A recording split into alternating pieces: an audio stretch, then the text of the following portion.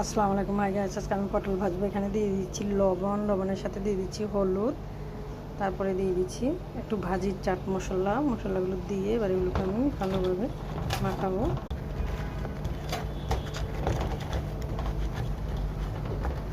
এগুলোকে ভালোভাবে মাখাবো যেন প্রত্যেকটার গায়ে মশলাগুলো লাগে ভালোভাবে।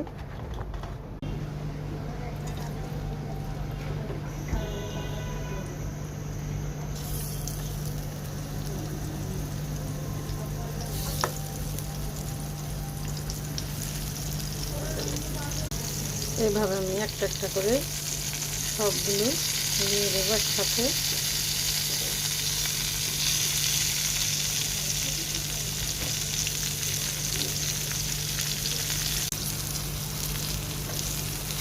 এক পাঁচটা হয়ে গেছে, এবার আরেক পাঁচটা দিয়ে দেবো।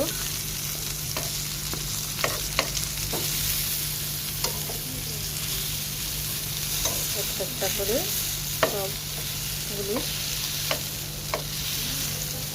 দিয়ে দেবো।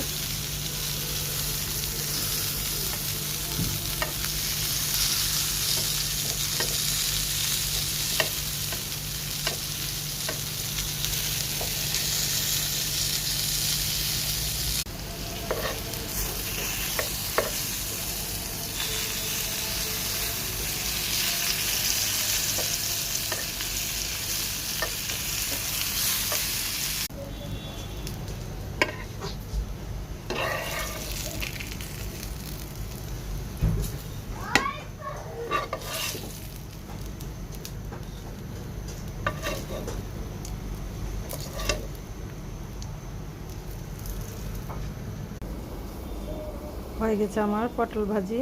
আজকের মতো এখানেই শেষ। আল্লাহ হাফেজ।